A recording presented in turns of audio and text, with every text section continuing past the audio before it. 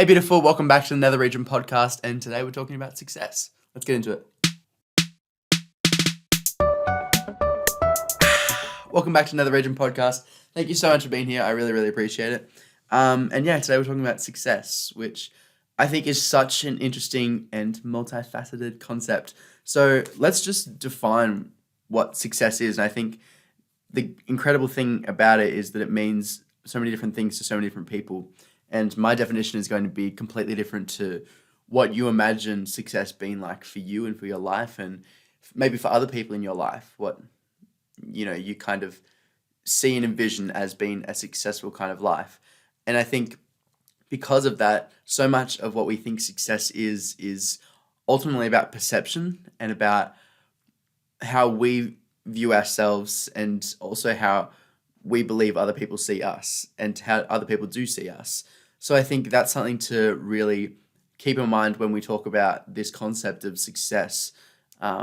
Is it actually a real thing that people can, achieve, or is it merely a thing of perception and, adhering to these kind of ideals of what we think being successful or attaining a certain amount of something means. But I think for me, and for my own definition, and maybe yours is different, I think success for me is being happy and being in a place where I'm doing what I love, surrounded by the people that I love. And, I think for a lot of people, it's getting to a certain place, and whether that's, getting to a place where you're in a stable relationship, or, you've built a family of your own, or you've got a certain house or a certain car or a certain job, a certain level of fame, or, success in, whatever industry you're in. I think it's almost always this kind of future kind of thing. It's always this thing of hope and trying to get to this next place, when really, maybe we should be taking a moment to really just think about, where we are right now, and, being grateful about where we are right now. But we'll talk about that later. But for me, I think being able to live off of my art and my, range of different kind of areas and creative mediums that I'm working in, I think being able to live off these things that I love is the epitome of success for me. And I said this the other day, where I think as a creative, there's always going to be waves of, you're super busy, you're doing all the things that like you've always dreamed of. You've got performances, and you've got photo shoots, and you've got interviews, and, you've got all these things jam-packed into one area of your life for like a couple weeks. And then it might die off a little bit, and you're going down to the thing, and you're thinking, wow, have I peaked? Is that it? And you think, well, like, what's the next best thing? Like, maybe I'm just like not feeling it right now. You can get to this bottom of this wave or this valley, and you're kind of thinking, what's next? Like, what more do I have to offer? What more do I, have to give? That kind of thing. But I think in those valleys, and I'm recently just been in this kind of peak between finishing school and around Christmas time, and having this free time where I almost had no obligations, and, no kind of direct thing that I had to kind of finish, or I felt that there was an immense amount of pressure to finish, apart from, say, like editing a wedding video or something like that. There was no real, kind of thing like an exam at school, or, like finishing the year, or having this kind of concert or performance or anything like that. There was really nothing that I was being driven to do. And I think that was such an important time for me just recently, to take the time where you're not as busy as you say you like to be, or you have been in the past, to take those moments and try and just use that as preparation time. Getting all, say, the admin stuff, and replying to emails, and, maybe sorting out a fit for a performance costume, or organizing, maybe organizing like your finances. Like, I don't know what like it means for you, but I think taking that time to really prepare, and get it down, so that when you are in those, inevitably, because it's going to happen, when you are in those like peaks again where you're super busy, you feel like not so much that you've earned it, because you have, but so much that you've got everything else prepared, and you've got the groundwork, you've got the foundation, where, say, like the finances or something that may really push you over the edge and make you really super stressed in these moments where you're really busy, they're already sorted when you get to there, and you can simply just enjoy this kind of thing that's going on right now. So I think riding the wave and realizing that there's going to be times when you can catch the wave and sometimes when you're just going to have to go over the wave and kind of just float over it, and knowing that there will be a wave. And I think there's I'm such a surfer boy, but I think waiting for the next wave and getting the groundwork down on the beach. I'm not sure if this is a good metaphor, but say getting the groundwork down on the beach of getting the hand placement and the foot placement right, getting the balance, getting the coordination, getting those kind of fundamentals down, so that when you get out there and when that small wave comes, you can ride that and practice those skills. But just staying kind of fit and on top of it, so that when those big waves do come, you can catch them without crashing, I guess, at the end of them, if that makes sense. Yeah, I feel like that was a good analogy. I feel like that was nice. But when I was conceptualizing this episode and trying to think of what topic I wanted to do, I was driving down to Torquay with Robert and Christian, and I brought up the idea of this as a topic for an episode. And I asked them, I said, what does success mean to you? I think it's such a broad topic. Like, how does it resonate with you? And they both had very differing but also similar answers, and things that I agreed with and disagreed with, that I think we'll get into soon. But the thing that I brought up was, is success a purely capitalistic concept? Because success is so often tied to luxury and it's tied to wealth, and I think success is attributed to these ideas of materialistic, kind of wealth and luxury and that kind of thing. Does success exist without the materialistic forms of wealth and luxury?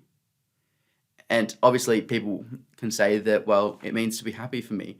But what does that mean? Because so many people, I think that getting to a certain point in their life, whether that be getting to a certain position in their job or getting a certain family, means that they have a certain amount of, wealth or freedom that comes from luxury and wealth and, a financial position, that you're able to start a family, that, you've gotten this job, which means that you're higher up, and that means that you might get a higher salary, or like stuff like that, where it's kind of like, does it exist outside of this capitalistic structure and this, I'm not sure what it's called when it's kind of competitive and where you're trying to climb this like corporate ladder, or just trying to climb this, ever growing kind of ladder, I guess, or thing where you're trying to continue to be better, but you're never satisfied with where you are. And I think because of that, if success is, I'm going to take a sip. Also, how cute is this mug? It's a little fox mug or a little dog mug. Feel free to watch the video version of this podcast if you want to see it, or follow on Instagram. But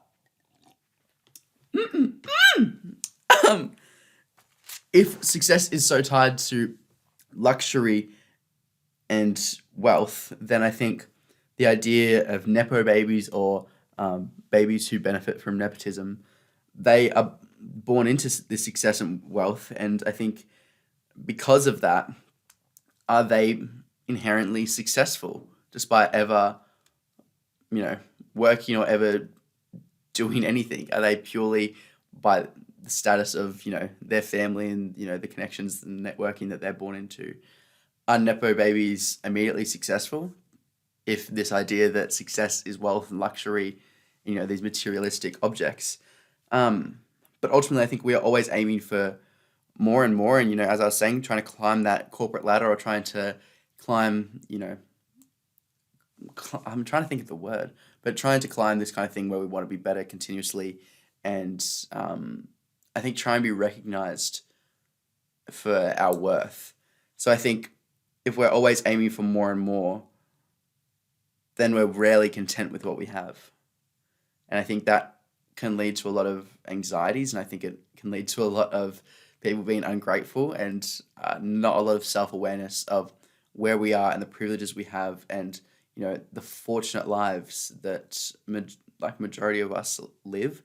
And I think because we continuously want more and more and we're not content with what we have, there is this capitalistic mentality, not to sound like this hater of capitalism or just like whatever, but I think there's this capitalistic mentality of needing to work more and more and attain more and, collect more wealth. And I think it's this very just like, it seems just very like evil and greedy kind of thing. I think because there's this mentality to get more and more, people just throw themselves into their work and, just tear themselves down and burn themselves out because they're trying to achieve this idea of success that is, one, sometimes not attainable, but is two, maybe not even aligned with what they truly want. And it's merely just an idea that, they've been told is what they should be aiming for. And I think when you don't have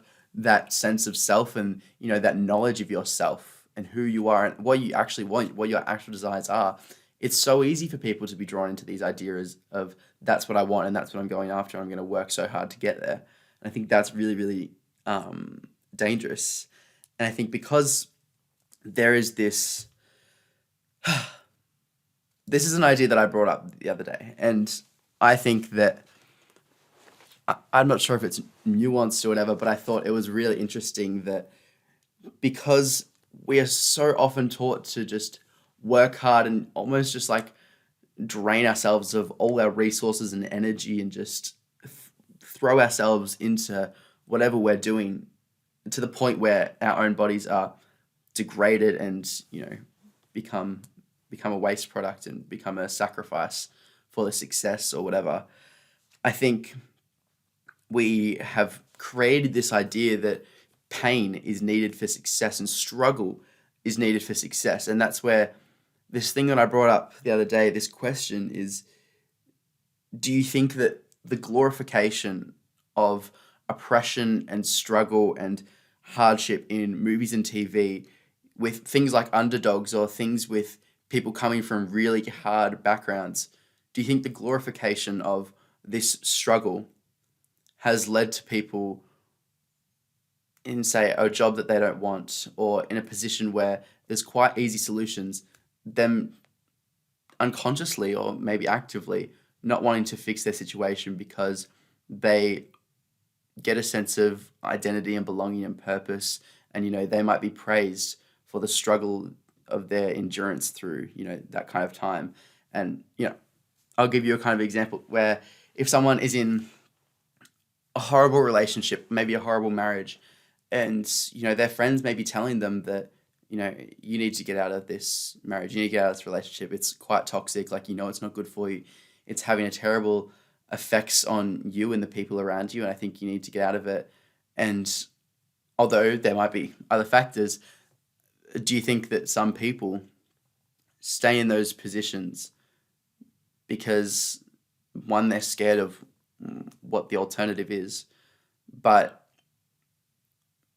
mainly do you think that they get a sense of identity and a sense of praise for them staying in that horrible position, or for having the strength to endure it because of the glorification of struggles and oppression in the media? Do you think that that's something, or say staying with a job that they don't want, or working too many hours? It's, you can stand up for yourself or quit that job and get another job if you're not liking this one, or if the hours aren't good or the boss isn't good, but they continue to complain about it. And it's like you can have friends offering you such easy solutions to your problems, but a lot of the time, a lot of the people that I know, they just stick with it, and they, you have so many other options to fix your problems, but they continue to stay in this situation that they apparently don't like. And it's almost as if they enjoy complaining about it, or they get a sense of, I don't know, identity or purpose, or get some kind of praise from,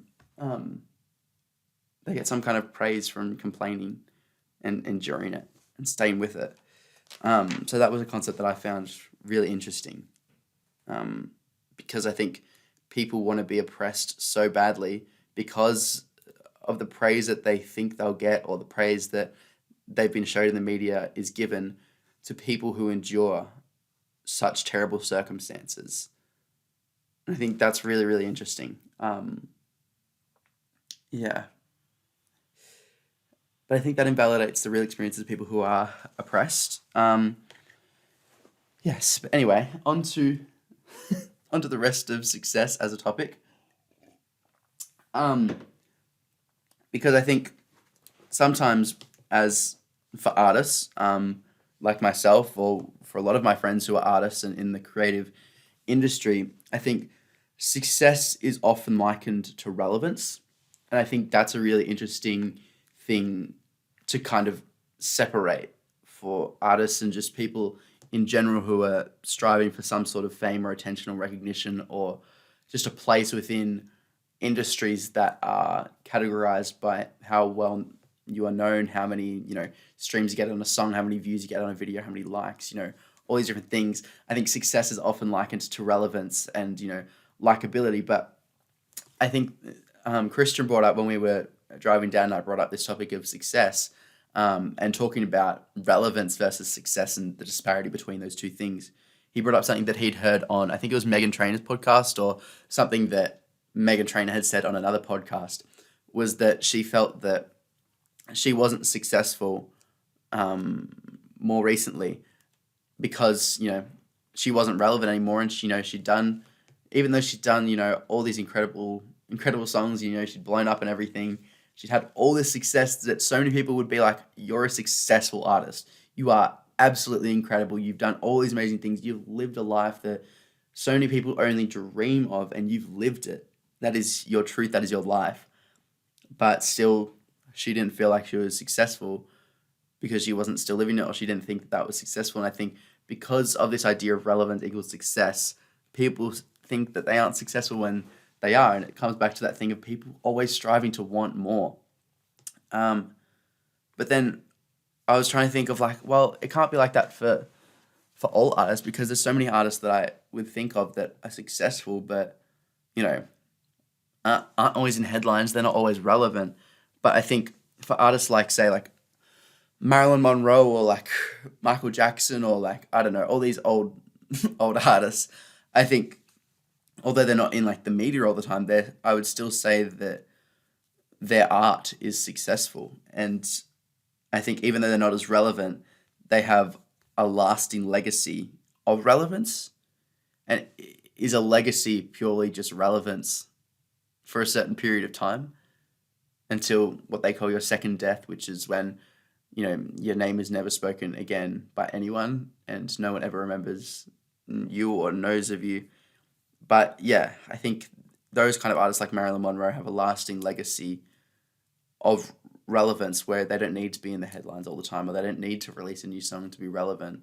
They're still successful, regardless of, whether everyone is talking about them all the time.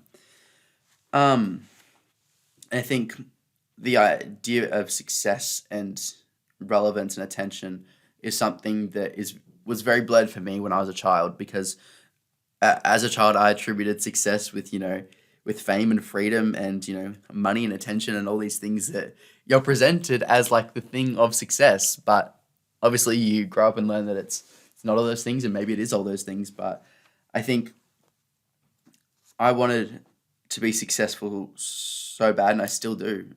Whatever medium it's in, I want to be successful. And I think that's like for everyone. I don't think anyone doesn't want to be successful. I don't think that's within human nature. Maybe that's just me with, wanting to be something, I guess. I think that's interesting. But I think coming back to defining what success is, I realized when I was having this chat with Robert and Christian, that the word success means to follow, someone's successor, or you success something. Is that the right use of the verb?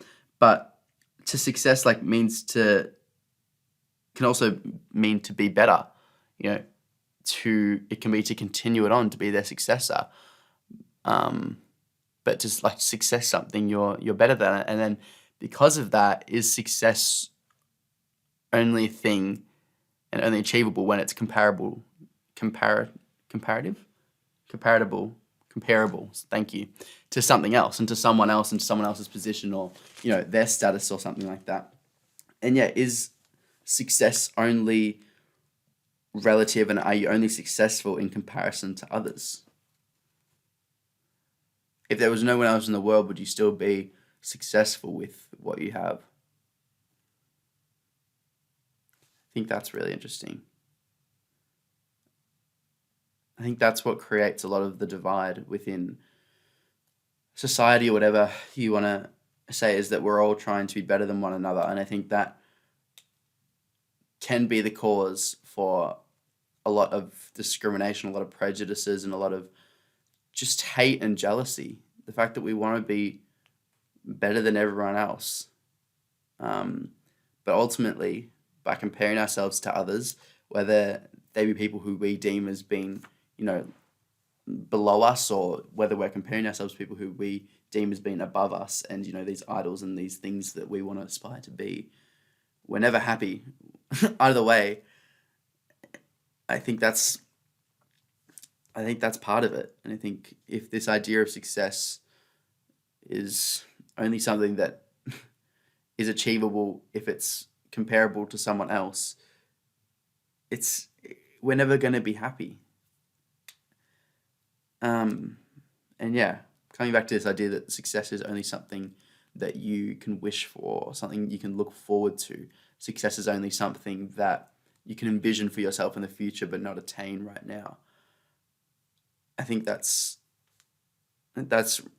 really wild, and I think therefore to be successful, maybe we should take a moment to appreciate the opportunities we've had in the lives we've lived, to realize how successful we truly are. The experiences we've had, the incredible moments with family and friends and with strangers. I think we are all successful by the fact that we're alive, by the fact that, we're not supposed to be alive. The possibility of us living is ridiculously scary, and the probability of us existing is so low. I think that's a success that each one of us is here. I think being self-aware and grateful and being happy for where we are and wherever that might be, I think being grateful and having that gratitude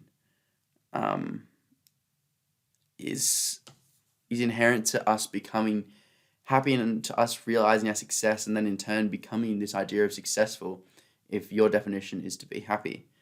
Yeah. But I think if we all want success, and it is a competitive, kind of area, because if we're all wanting success, it is inherently competitive. If we're all aiming for the same thing, if we all want success, and it is a competitive area, then is it truly attainable for all of us? Or is it something that those who already have an established success or wealth or intergenerational wealth, or that kind of thing, is it only attainable for those people with established forms of luxury and privilege, and who are already fortunate? Is it only attainable for those people, the people who are arguably already successful, to continue on their success? Does that make sense? I think I'm trying to explain this in a way that, resonates. If we're all aiming for success and we all want to be successful, then is it really attainable, or only the people who have benefited from stuff like intergenerational wealth and colonization, is it only stuff that those people will get and retain because they already have these materialistic and monetary, items and things that will aid them in becoming successful? Okay, enough about that. But I do think that in the end, success is a capitalistic concept where we are pitted against. Is that the right word? I'm not sure if capitalistic concept is the right word, but is it egalitarian? Is that the thing? I'm not doing much research. I'm not, You know what I mean? This thing where we're trying to compete against each other. It's, this kind of survival of the fittest kind of idea. I think success is really a concept of beating other people, which is kind of rude.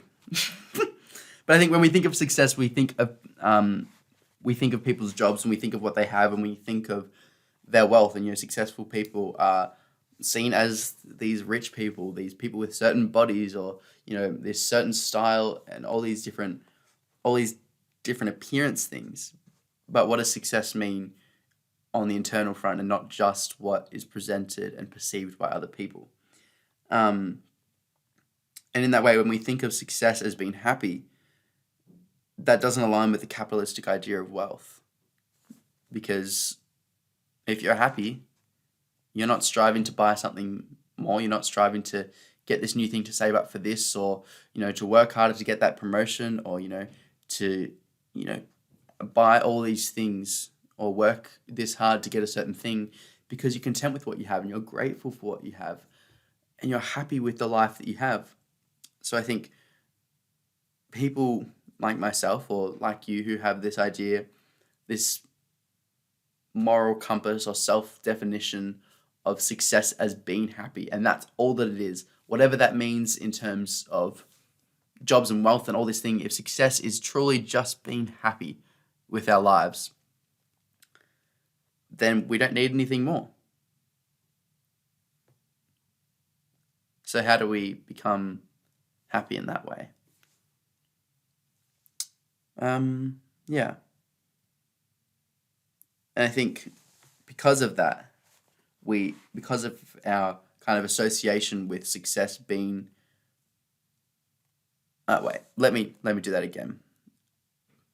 If we did allow happiness to, be seen as success alongside with the capitalistic idea of success as being wealth, that would go against what we see in our everyday lives and what we kind of think. Because I realized when I was kind of writing all these notes, I was thinking, if success is just being happy, then when we see people who are happy, smiling in a poor area, or, something like this, we see a happy person in, a poor area, or with, torn clothes, or they don't look like they have, much wealth or something like that. When we see someone like that who is happy, how often do we think they're successful? I would assume not often, because we've been not brainwashed, but we've been conditioned to think that success has this certain look and this certain, kind of shiny gloss. Happiness doesn't have the appeal as a diamond watch. You know what I mean? You can't go out and buy happiness. And I think it's not as easy as a solution. Happiness isn't as easy to, kind of get as simply just working for a few extra hours to save up and get, that ring, or, that car or something like that. But really, I think you can be happy for free. Obviously, that comes with an immense amount of privilege, and I did just hear that coming out of my mouth. But I think erasing all these kind of materialistic things, and truly just like looking inside of yourself and not seeing yourself as a self-improvement project, or not seeing yourself as, needing to be fixed, or needing something to kind of, fix your skin, or needing some kind of fit tea to make you slim your waist. I think seeing yourself as a whole human being who is not flawed in the way that you need to go out and buy things to fix your appearance. I think the only way that we can be flawed as humans is through our emotional maturity, and through our emotional awareness, and through the way that we treat others, through our kindness. I think that's the only way that we can be flawed, is if we aren't kind to other people. Yeah, wow, that's really, really sad. Yeah, I think, has success lost its meaning? And are we aiming for something that no longer really exists? Or we no longer really have a grasp on what it actually means? Are we trying to work our asses off for something that we don't even know what it is? We don't even have a clear vision of what it is. So I think maybe stop waiting for you to be in a financial position, and spend the money now when you can enjoy it. And that was something that I've just read one of my notes, and that's what it said. I was trying to think of what I meant when I said it. But what I mean by that is we're always trying to save up our money to try and buy something. But I think by the time we save it up and by the time we've, retired or whatever, we're not really in a position where we can enjoy it. And I think maybe it's just an idea or a concept, but maybe stop waiting for you to be in a financial position to spend the money you have. And, spend it now or spend it, when we can enjoy it. I think we save so much money, and so many people save so much money to give to their kids in an inheritance or in a will. And, there's people who save the money to give it to their kids, these grandparents or stuff. They're not even around to see the kids, spend it. And a lot of the time the kids don't even spend it because, they either feel guilty or they save it up and give it to their kids. And it's this endless cycle of no one spending this money that so many people desperately need to just live. I think that's where a lot of this wealth divide is. This is sounding very much like a finance bro, or I don't know. It's just, I'm not liking how I'm sounding right now. Maybe I should stop criticizing myself. But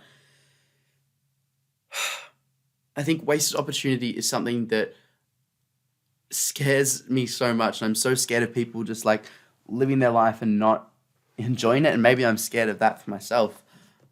But people need to use whatever they have now and just not wait around. We only have this one life and every day is not promised. And I know that's such a cliche, but just spend your money like you're on vacation every day. Maybe that's not the best financial advice that you'll ever get, or one that you get from an accountant or a financial advisor, but I think it's one that could result in you being more happy. But then there's me saying that buying things will make you happy, so that goes against what I've said earlier. Anyway, maybe I don't have a clear answer. I think no one has a clear answer. That's on period. But ultimately, I think success to me is doing everything I want and being everything I want to be. I saw this TikTok last night, and I think every episode of this podcast I bring up a TikTok as a reference point for something to talk about. But maybe my For You page is just really good. But I saw it last night and it resonated with me so much because it was someone talking about, I want to be a painter and I want to be a fashion designer and I want to be, this little petite person, but I also want to be this really strong, muscly person. I want to be, a model and an actor, and I want to write books and read books, and I want to be all these things. I want to love and be loved. I want to be confident and humble. I want to do all these things, and I will, and I can. I think that passion was something that really, really attracted me to the video. But it was also just this idea that we only have one life, and the fact that so many of us put ourselves into these boxes of I'm going to uni to do this, or, this is my life. This is what I'm going to dedicate this miracle to. I'm going to dedicate it to this corporation, to this field. It just, I don't know, it seems very, very weird to me. I think maybe that's because I just have so many aspirations and things that I want to do and I want to see and I want to be. And I think that's what success means to me. Wow, what a nice Dr. Seuss way to end that kind of topic. But yeah, I think that's something that's really, really, really, really special and something that I really want to achieve, and maybe you do too. But yeah, that was really, really cute. Yeah, thank you so much for being part of this episode. I think it was really, really enjoyable. I think it's a good way to start 2023 is by talking about success. And I'd love it if you took the time after listening to this or watching this or however you're consuming this, to really take the time to actually think about what success means to you, and envisioning it maybe, or envisioning what it feels like to be in the position where you want to be, or have the job that you want, or have the opportunities that you want. How does that feel, and what does that look like? How would you go about your day? I think envisioning that for yourself, and then taking the progressive steps. I'm not sure if that's the right word, but the steps to actively achieve those things and make those things become a reality, because we make our destinies and we get to forge the pathways that we want. And I think that don't let anyone tell you that you can't do something. You're so much more powerful than you give yourself credit for. And I think that you're going to take today and this year and this lifetime in your stride. I'd just take this moment to think about what it means for you. Breathe in this success, breathe in this new life. You don't have to have a new year to, take action. Maybe this is the sign for you to take action. I think do whatever your heart desires, because it's for you. This is your life. Yeah. That's all for now. And thank you so much for listening. I appreciate it. Bye, cuties.